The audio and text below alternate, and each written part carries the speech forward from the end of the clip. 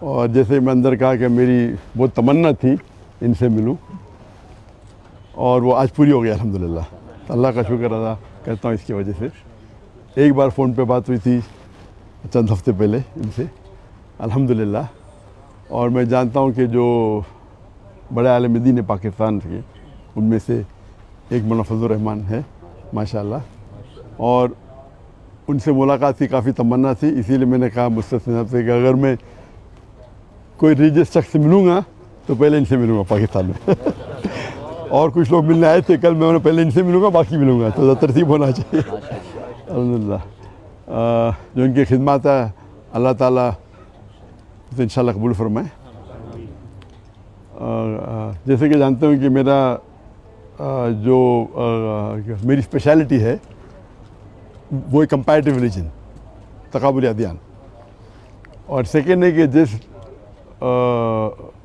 جو لوگ اسلام کے خلاف یا اسلام کے خلاف جو تحریک ہے یا لکھتے ہیں یا تنقید کرتے ہیں، تو وہ میری اسپیشلٹی ہے کہ اس تنقید کا جواب دے.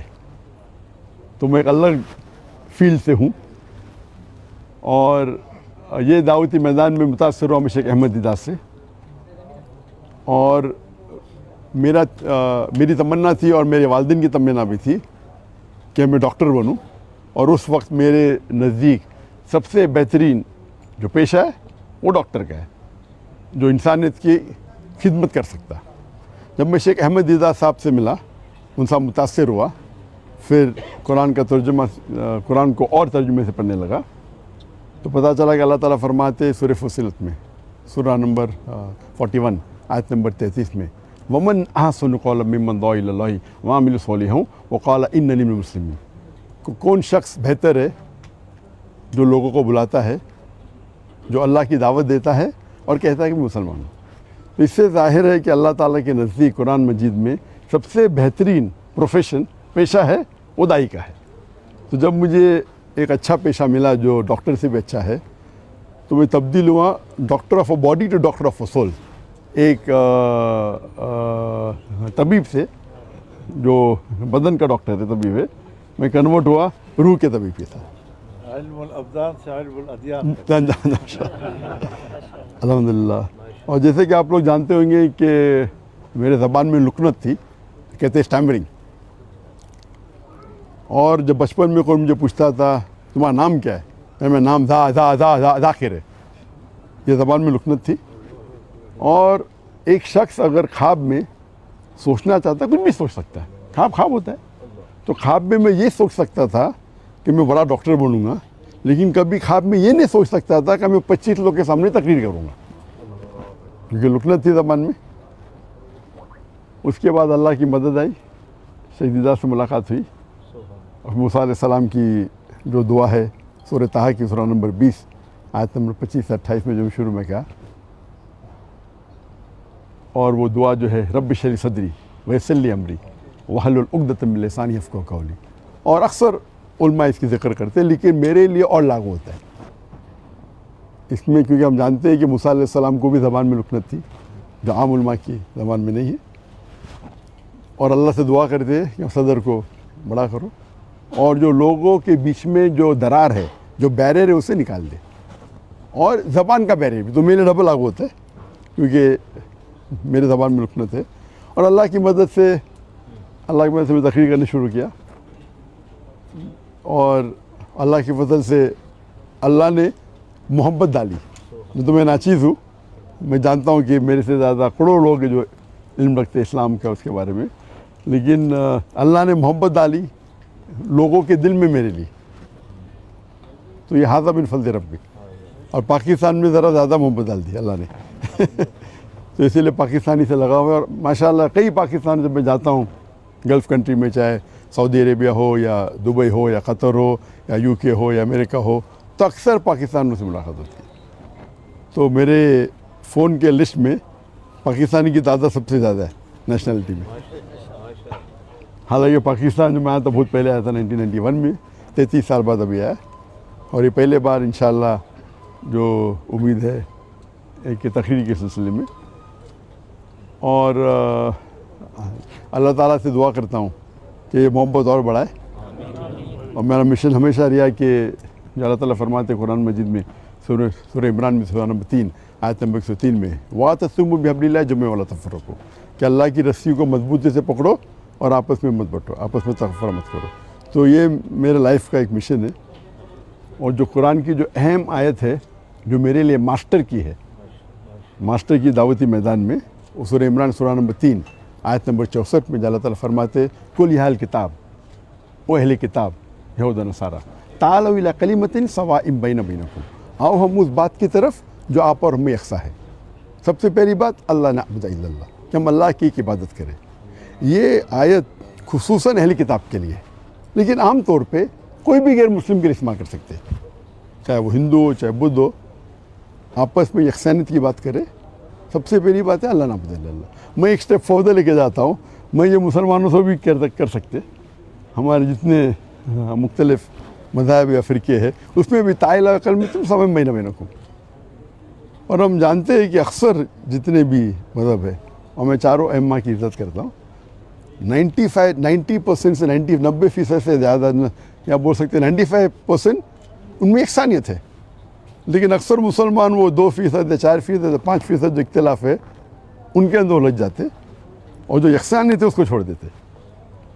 تو میرے لائف کا یہ بھی مشن ہے کہ جتنے مسلمان دیگر مذاہب کے، دیگر غور و فکر کے، ان کے ساتھ رہے. اور اللہ تعالیٰ نے الحمدللہ یہ اللہ تعالیٰ کی مدد ہے من فضل رب، کیا میرے چاہنے والے ہر فرقے میں ماشاءاللہ جو شدت کے لوگ ہیں وہ شاید مجھ سے ناراض ہے. اللہ کی مدد ہے کہ اسی لیے اللہ تعالیٰ نے محبت ڈالی. اور آپ جانتے ہیں کہ جو صحابہ تھے، ہر صحابہ سمجھتے تھے کہ اللہ کے رسول ان سے سب سے زیادہ محبت کرتے.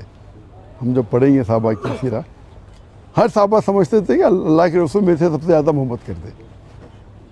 تو اللہ نے محبت میرے چاہنے والوں میں بھی ڈالی. تو جہاں میں جاتا ہوں لوگ محبت سے ملتے.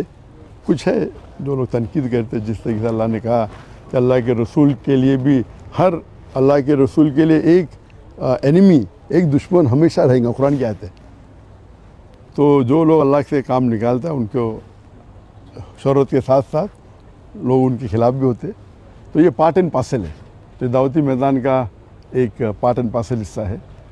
لیکن میں ہمیشہ چاہتا ہوں کہ لوگ قرآن اور اللہ اور اللہ کے رسول کی بات پہ یکساں ہو اور یونائٹ ہو. اس کے اوپر ایک میں نے تقریر کی تھی، دی یونٹی ان دا مسلم امہ، امت میں کیسا ایک یونٹی پیدا کرے. اور انشاءاللہ مجھے امید ہے کہ انشاءاللہ یہ پاکستان کا دورہ مفید ہوگا میرے لیے خصوصاً. اور اللہ سے دعا کرتا ہوں کہ جو بھی تھوڑی بہت میں تقریر کر لیتا ہوں اللہ اسے قبول فرمائے. اور چاہتا ہوں کہ آپ سب میرے لیے دعا کرے کہ اللہ تعالیٰ اس دنیا اور آخرت میں مجھے انشاءاللہ اس کا اجر دے. وآخر دعوانا الحمد للہ رب العالمین.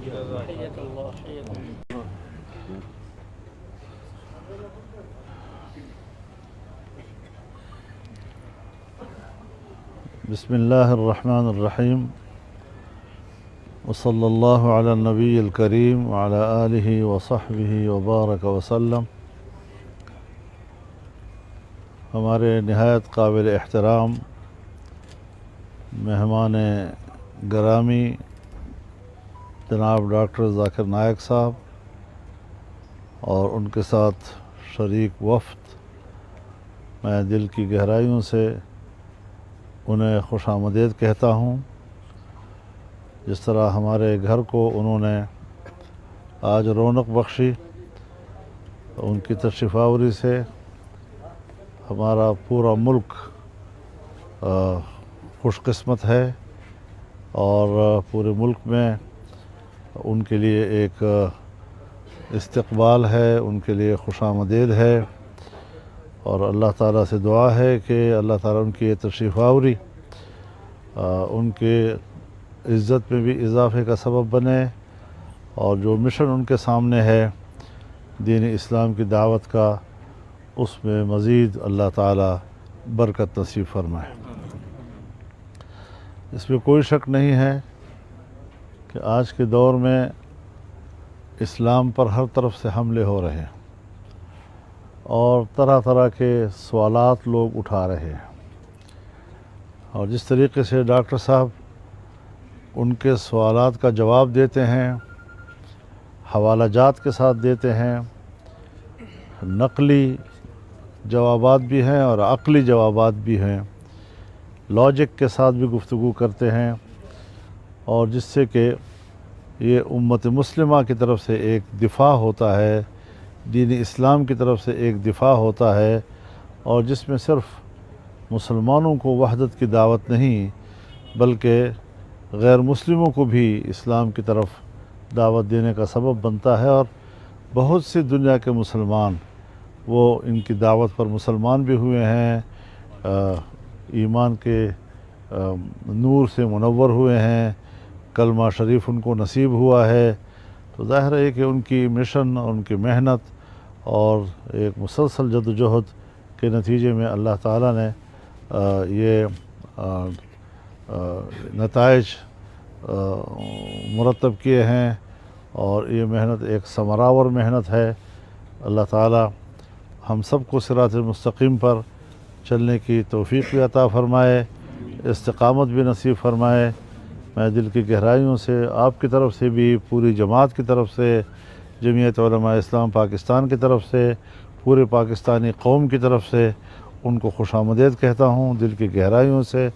اور وہ یہاں پر مہمان نہیں ہیں، وہ یہاں میزبان ہیں، اور یہ ان کا اپنا گھر ہے، اور ایک اسلامی ماحول اور مسلمانوں کا ماحول ان کو نصیب ہے، تو یقیناً وہ پاکستان میں اپنی موجودگی کو انشاءاللہ سکون کا باعث سمجھیں گے، راحت کا باعث سمجھیں گے، اور اللہ کرے کہ ان کی پاکستان میں موجودگی مسلسل سکون، راحت اور اطمینان کا ذریعہ بنے۔